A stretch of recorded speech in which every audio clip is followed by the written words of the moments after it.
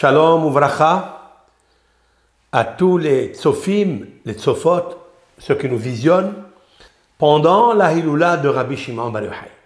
Je voudrais adresser avec tendresse ce conseil aujourd'hui, car c'est un moment tellement immense, tellement grand. La flamme de Rabbi Shimon Bar Yochai, elle est allumée ici en bas à Méron, et la lumière de cette flamme monte jusqu'au visage du firmament céleste. C'est connu que ce jour de Rabbi Shimon Bar Yochai, il est exceptionnel.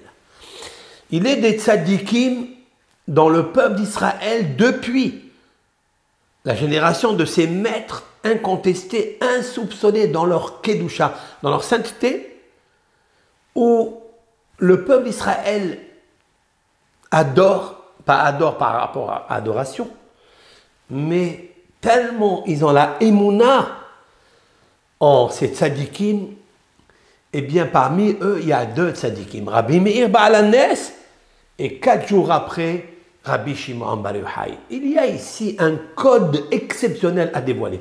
Et c'est sur ce code-là que je vous demande de réfléchir. Rabbi Shimon Bar Yochai, alav shalom, Menorah Teora, l'emblème, le shvach, c'est-à-dire l'éloge que nous lui avons fait dans le Zohar, c'est-à-dire que tout le monde est d'accord, c'est qu'il s'appelle le candélabre lumineux pur.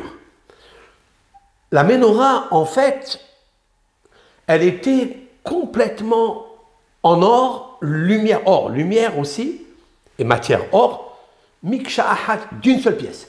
Et cette pièce-là, elle rassemble les luminaires, les 7 luminaires. Et Rabbi Shimon Bar Yochai, son corps était tellement pur que son âme et son corps n'étaient pas séparés l'un de l'autre. De la même façon que l'Éternel, on ne peut pas s'imaginer qu'il a un corps. Il est entièrement spirituel, esprit, nucléaire. Rabbi Shimon Bar Yochai a essayé, a tenté pendant 13 années dans la grotte. Il a essayé de purifier son corps pour qu'il s'épouse avec l'âme, lumière, et devienne une seule pièce. Et c'est il est arrivé, puisque tous les jours, Rabbi Shimon Bar Yochai dans un endroit caché, personne ne sait où il est pendant 13 années, jusqu'à ce qu'il s'est dévoilé. Rabbi Shimon Bar Yochai est resté confiné dans le sable, dans la terre, tout nu, lui et son fils Rabbi Lazare. Cela veut dire quelque chose. Il est marqué « Ki afar ata ve'el afar tashuv ». Dieu a dit à Adam Arishon, tu es l'homme, Naaseh Adam, tu es l'homme parfait. Mais il y a eu un autre homme qui va venir après, des générations après, en passant par notre prophète, le plus grand prophète, Moshe Rabbeinu, eh bien ce sera Rabbi Shimon Bar Yochai. Comme nous lisons dans le Piyut, Naaseh Adam ne'emar ba'avorecha. Lorsque Dieu, il a dit, nous allons faire un homme, vous savez à qui il a pensé? À Rabbi Shimon Bar Yochai. Donc Adam, c'est une seule pièce. C'est l'homme et la femme, mais c'est une seule pièce. Rabbi Shimon Bar Yochai est une seule pièce comme la menorah. C'est lui, le Adam. En fait, Rabbi Shimon Bar Yochai est tellement grand que son nom, le titre qu'on lui a donné, Rabbi Shimon Bar Yochai, il est une valeur numérique Pene Rekia Hashamayim, le visage du firmament céleste. Voici la valeur numérique de Rabbi Shimon Bar Yochai. Lorsqu'on veut déchirer les cieux par rapport à nos problèmes, à l'épidémie, par rapport au malheur, par rapport au shidurim, voici ce qu'il faut penser. Il faut dire Rabbi Shimon Bar Yochai, valeur numérique 915, valeur numérique Pene Rekia Hashamayim, Il est le visage. Le visage ici, ce n'est pas un visage comme nous l'avons sur le corps, mais c'est un visage qui veut dire Ratson. Panim chez Hachem, le ciel a une volonté de donner et de donner et de donner, car la purification du ciel, aucun être humain n'a pu l'infirmer, l'impurifier. Dans la génération de Dor à Palaga, ils ont essayé de monter pour combattre ce qu'il y a dans le ciel. Mais tout ce qu'ils ont fait était artificiel. Car Rabbi Shimon Bar Yochai allait venir, c'est lui le Adam. C'est lui l'homme qui ressemble au visage du firmament céleste. Rabbi Shimon Bar Yochai, ce jour-là, toute personne qui a un problème doit ouvrir ses yeux, ouvrir sa bouche, lever les yeux vers Pene Rekia Hashamaim, c'est-à-dire le visage, la volonté du Un Sof de Hachem est ouverte ce jour-là. Et c'est la raison pour laquelle il peut adresser grâce à tous les mérites de Rabbi Shimon Bar Yochai, car le corps et l'âme de Rabbi Shimon Bar Yochai étaient les mêmes. Mais d'où il a tiré ça?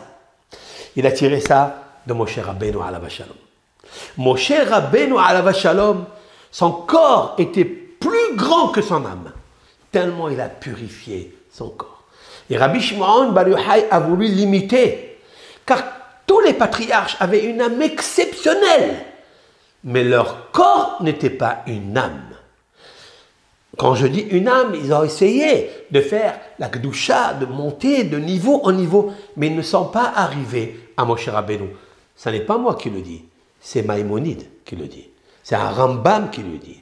Que le gouffre de Moshe Rabbeinu était du Shoham, était du Shamaim, était purifié comme le firmament céleste. Et Rabbi Shimon Bar Yochai, pendant les 13 années, son corps était dans le sable.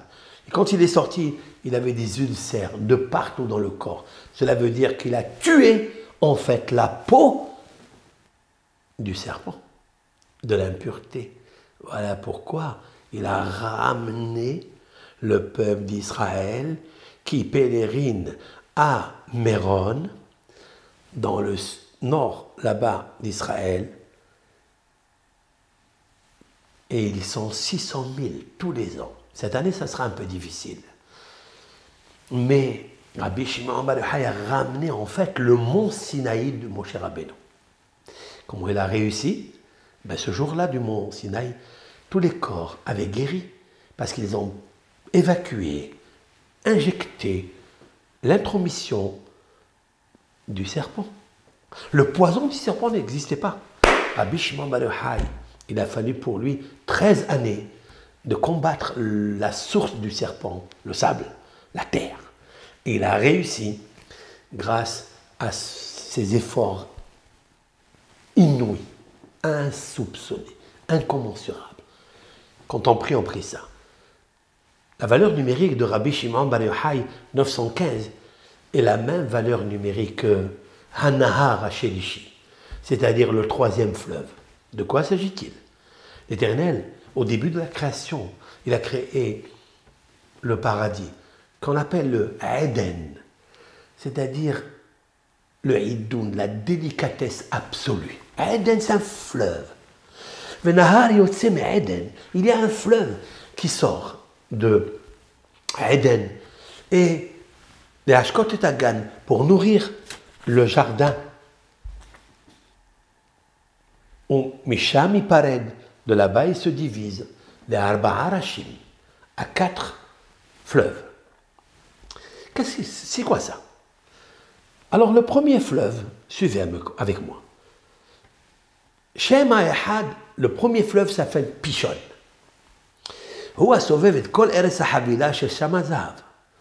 C'est-à-dire, c'est lui qui entoure, qui contourne cet endroit où il y a là-bas l'or, de l'or. Au Zahav Ha'aretzahi, waouh, ça dépend comment on va lire, Aïe, l'or qu'il y a dans cet endroit, c'est-à-dire il faut voir ici pas seulement le matériel, il faut voir le or, la lumière. C'est la raison pour laquelle, comme le or, il s'appelle or en hébreu, eh bien aussi le Zahav, il s'appelle l'or, or. il dit la chose suivante, Tov, il est très bon, c'est-à-dire il n'est pas mélangé avec des autres parasites. Sham ha-bedolah, là-bas il y a aussi la pierre du bedolah, Vesham even ha-shoham, et là-bas il y a la pierre du shoham. Il y a qui dit c'est l'onyx, il y a qui dit perla. Ha-shoham, c'est Moshe. Le premier fleuve qui descend du Gan Eden, qui va éclairer le monde, ça sera Moshe Rabbeinu. Ha-shoham, c'est Moshe. Shem ha-nahar ha-sheni, le deuxième fleuve s'appellera Gihon, ou ha-sovev et kol eretz kush. Veshem ha-nahar ha-shlishi, le troisième fleuve, c'est ça qui m'intéresse, ha-nahar ha-shlishi, le troisième fleuve, Hidekel. Il s'appelle Hidekel, ou ha-oler kidmat Ashur. Il va dans l'est de Ashur, vers ha-nahar ha-revei, collé à ce verset, et le quatrième fleuve, ou Perat. De quoi s'agit-il? Pas seulement géographiquement. C'est vrai qu'il existe 4 fleuves. Il existe le troisième, le quatrième. Mais de quoi il nous parle ici? En fait, pour moi et pour ma part, voici ce qu'il faut prier depuis la Hilouda de Rabbi Meir Baal Hanes et Rabbi Shimon bar Yochai. Ce sont 2 âmes et sont collés, 2 disciples de Rabbi Akiba. Un jour, il les a réunis, comme dit le Talmud de Jérusalem. À l'un, il lui a donné l'approbation d'être un rave qui va être décisionnaire halachique, qui va être l'auteur de la Mishnah, puisqu'il est compositeur de la Mishnah, Rabbi Meir. Et à l'autre, qui a blémi, qui n'a pas supporté, il lui a dit, toi, Rabbi Akiva, il lui dit, toi, il n'y a que moi et l'Éternel qui connaissent qui est toi. Tu es un grand luminaire caché.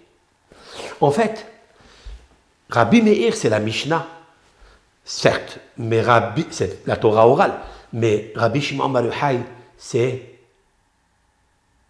la Neshama, c'est l'âme. Je m'explique. La Neshama, c'est le Zohar, c'est la puissance lumière ésotérique qui est cachée dans la Torah, seulement cachée. Les clés ont été données à Rabbi Shimon bar Yochai pour ouvrir l'âme de la Mishnah, de la Torah. Maintenant, écoutez bien. Ha-nahar ha-shlishi, le troisième fleuve, c'est qui? C'est Rabbi Shimon bar Yochai. Car la valeur numérique de Rabbi Shimon bar Yochai, 915, c'est la même valeur numérique. Ha-nahar ha-shlishi, le troisième fleuve. Quelle est la spécificité de ce fleuve? Hidekel. Il s'appelle Hidekel. Le Talmud demande, pourquoi il s'appelle Hidekel? Alors le Talmud va aller dans l'ésotérisme, il va diviser le mot Hidekel, qui peut se lire Had, Kal. Had, c'est aiguisé. Kal, là, il est léger. Rashi explique, les os du Hidekel sont très aiguisés. Autrement dit, ils sont très légers, et quand ils pénètrent dans le corps humain, ils le guérissent. C'est ce que dit Rashi. Lorsqu'on pèse l'eau de Hidekel, ils sont plus légères que toutes les eaux du monde. Vous écoutez? Maharsha, Rabbi Shmuel Edlish, dit autre chose. Hidekel had kol. Le bruit. Kal, c'est pas léger, mais ils sont tellement légers qu'ils font un bruit et que leur bruit s'entend dans le monde entier. Ça n'est pas valable pour Rabbi Shimon bar Yochai que son influence, sa lumière, elle se mouvoie et elle se poursuit et elle court pour rappeler au monde entier qu'est-ce que Hakadosh Baruch Hu dans le sol du Zohar Hakadosh. C'est le livre qui amènera la Géoula, qui amènera la délivrance. Maintenant, Ve'anahar ha-shlishi ou Perat. C'est extraordinaire. Pardon. Le quatrième fleuve, Perat. Perat, pourquoi il s'appelle Perat? Parce que Memav, ses eaux, Porat. Porat, ça veut dire fructifier et multiplier. Comme nous avons dit par rapport à Yosef, dans la section Vayhi, Ben Porat Yosef. Ben Perat Yosef. Yosef est un homme qui fructifie, qui multiplie l'économie en Égypte, et le monde entier a réussi à recevoir la Parnassa grâce à Yosef. Ça, c'est Rabbi Meir. D'ailleurs, Perat, c'est la valeur numérique 680. C'est la même valeur numérique que Rabbi Meir Baal HaNes. Calculez, vous trouverez que c'est Perat. Pourquoi? Parce qu'il avait une force de multiplication, de fructification dans la Mishnah. Il pouvait, dans la Torah orale, il pouvait expliquer 49 facettes pour rendre impur quelque chose, et il peut le renverser 49 facettes de pureté, parce qu'il sait, Rabbi Meir, il est Perat, il est Poter. Poter, c'est interprète, comme Poter Halomot. Et c'est là où ces deux luminaires se rejoignent dans le même verset.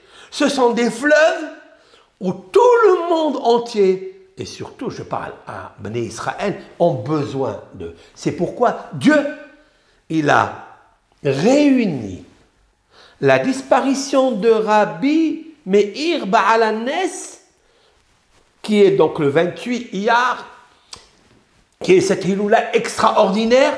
4 jours après, il y a Rabbi Shimon Bar Yochai. 4 jours après, parce qu'ils font partie, ces deux fleuves, des 4 fleuves que Dieu a créés.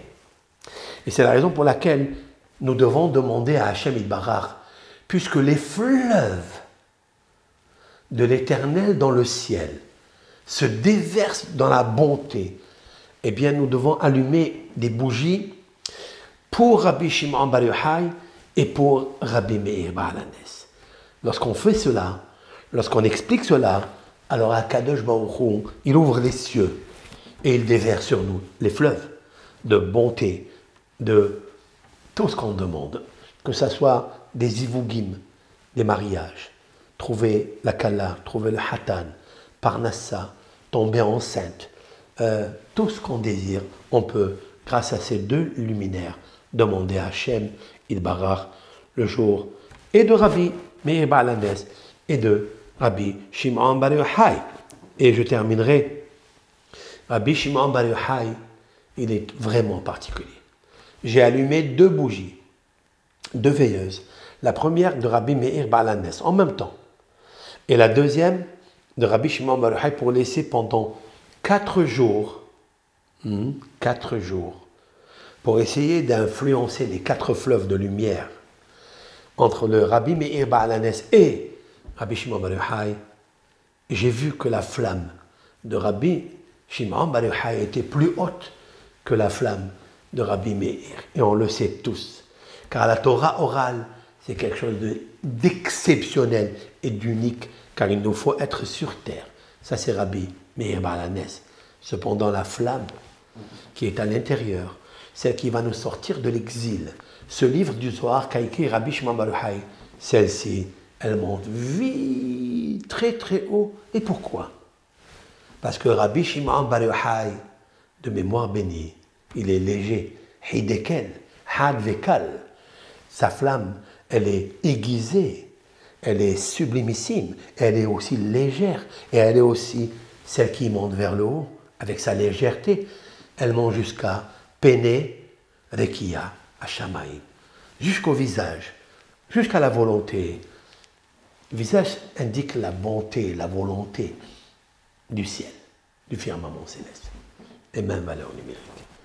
Prions à Hachem Barach de ce jour-là, de nous faire descendre la grandeur de son unicité, de sa majesté, pour que tout le monde dévoile Shema Israël Adonai Eloheinu Adonai Echad. Que l'Éternel est le seul et unique Dieu, mais en od bilevado. Il n'y a pas un autre Dieu que Hachem. Ça, cette phrase-là, elle est écrite de partout dans le Coran, elle est écrite dans le Deuxième Testament. Mais qui est la source de cette phrase? Que l'Éternel n'est que, il n'y a pas d'autre que lui. Qui a écrit cette phrase-là? Elle est marquée dans la Torah de Moshe Rabbeinu. Elle est marquée Il n'y a pas d'autre que Dieu à part lui. Je me contiens sur ces phrases et nous devons prier à Moshe Rabbeinu qui a donné le luminaire, sa lumière, à Rabbi Meir Balanès et à Rav Shimon Bar Yochai. Que toutes vos prières, que toutes les prières du monde entier s'exaucent ce jour-là. Amen.